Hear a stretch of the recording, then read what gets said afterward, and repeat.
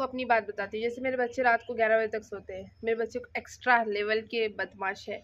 वो लोग 10 बजे कभी कभार सो जाएंगे, लेकिन 11 बजे तक हमेशा सोएंगे। मतलब 11 बजे का ऐसा टाइम है जहाँ मैं हमेशा फ्री हो जाती हूँ। तो 11, 12, 1, 2 ये 4 घंटे मैं डेली पढ़ती हूँ, क्योंकि मुझे पता है कि दिन में नहीं पढ़ सकती। अगर दिन में मौका भी मिला तो मैं 1 घंटा पढ़ सकती हूँ।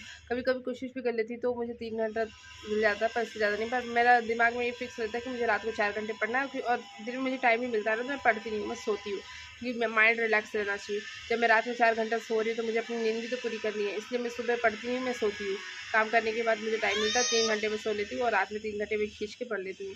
तो इस तरह से मैं अपना टाइम मैनेजमेंट कर लेती हूँ बच्चों के साथ। और कभी कभार टाइम नहीं मिल गया तो अब मैं सोच रही हूँ कि जैसे थोड़ा बहुत तेरा कंटेंट रेडी हो जाएगा तो उसके बाद टाइम मिलेगा समय तो मैं क्वेश्चन पेपर लगाऊंगी, क्योंकि क्वेश्चन पेपर भी लगाना बहुत ज़रूरी है।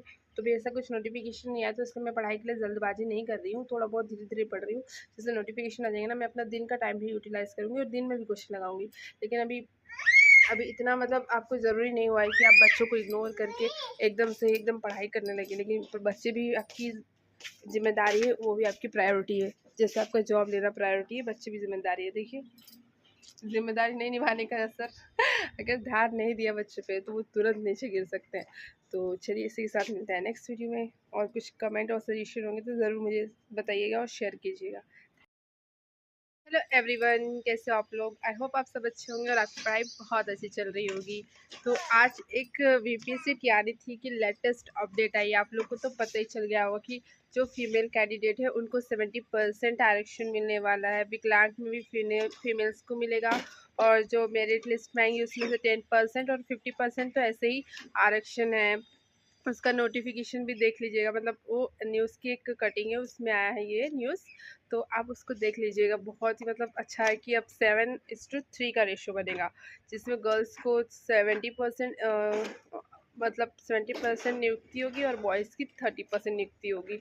और दूसरी बात ये कि हम लोग के लिए ये जो भी अप्लाई होगा ये TI3 में अप्लाई होगा। और ये ना 1 to 8th क्लास के लिए, 9, 10th, 11th, 12th का ऐसा कुछ जिक्र नहीं है। 1 to 8th क्लास के लिए जो ये 1 to 8th क्लास के टीचर होंगे उनके लिए ये न्यूज़ है कि वहाँ पर जो रेशो बनेगा 7:3 का बनेगा, जिसमें 70% गर्ल्स को मिलेगी जॉब और 30% बॉयज़ को मिलेगी।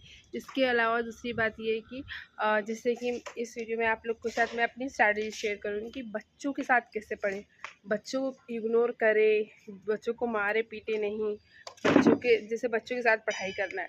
तो मतलब कैसा अपना माइंडसेट रखें और कैसे पढ़ाई करें, वो ये सब कुछ मैं आप लोग को इस वीडियो में शेयर करूँगी। जैसे देख सकते हैं मैं ये वीडियो शूट कर रही हूँ, लेकिन ऐसा नहीं कि मेरे बच्चों को मैंने कहीं छोड़ दिया, कहीं फेंक दिया। मेरी बेटी मेरे साथ ही है। पीहू, हाय कर दो, हाय।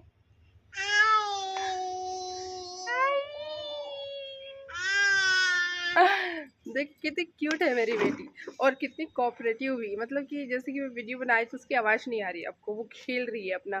बस मेरा बड़ा बेटा थोड़ा बदमाश है, वो सोया हुआ है तो वो परेशान करता है।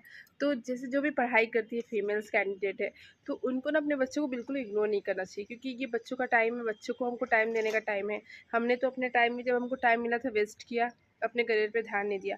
और बच्चे अब बड़े हो रहे हैं, धीरे धीरे टाइम बढ़ रहा है, तो उनको देने का टाइम है, तो उसमें हम लोग उनको जो देने वाला टाइम है उसमें से टाइम निकाल के लिए अपने लिए टाइम निकाल रहे हैं। इसका मतलब ये नहीं कि अपने लिए टाइम निकाल रहे हैं तो बच्चों को जो टाइम देना है वो वेस्ट कर दो।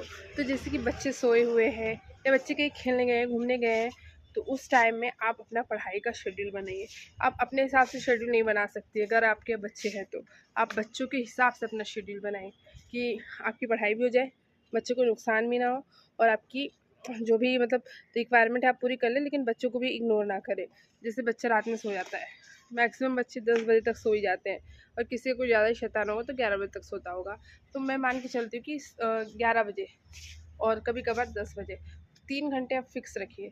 3 घंटे जैसे फिक्स रखते हैं आप कि 3 घंटे बच्चा सो गया तो रात के 11, 12 और 1, और थोड़ा कभी ज़्यादा हो गया तो 1:30 बजे तक। आपको अपनी बात बताती हूँ। जैसे मेरे बच्चे रात को 11 बजे तक सोते हैं। मेरे बच्चे एक्स्ट्रा लेवल के बदमाश है। वो लोग 10 बजे कभी कभार सो जाएंगे, लेकिन 11 बजे तक हमेशा सोएंगे। मतलब 11 बजे का ऐसा टाइम है जहाँ मैं हमेशा फ्री हो जाती हूँ। तो 11, 12, 1, 2 ये 4 घंटे मैं डेली पढ़ती हूँ, क्योंकि मुझे पता है कि दिन में नहीं पढ़ सकती। अगर दिन में मौका भी मिला तो मैं 1 घंटा पढ़ सकती हूँ।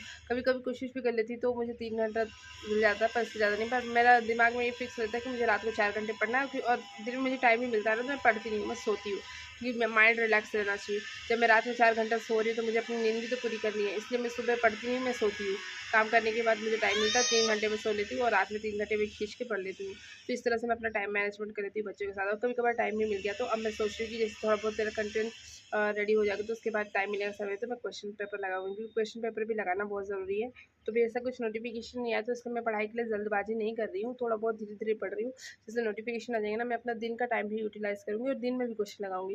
लेकिन अभी अभी इतना मतलब आपको ज़रूरी नहीं हुआ है कि आप बच्चों को इग्नोर करके एकदम से एकदम पढ़ाई करने लगे, लेकिन बच्चे भी आपकी जिम्मेदारी है, वो भी आपकी प्रायोरिटी है। जैसे आपका जॉब लेना प्रायोरिटी है, बच्चे भी जिम्मेदारी है। देखिए, जिम्मेदारी नहीं निभाने का असर अगर ध्यान नहीं दिया बच्चे पे तो वो तुरंत नीचे गिर सकते हैं। तो चलिए, इसी के साथ मिलते हैं नेक्स्ट वीडियो में। और कुछ कमेंट और सजेशन होंगे तो ज़रूर मुझे बताइएगा और शेयर कीजिएगा। Thanks for watching.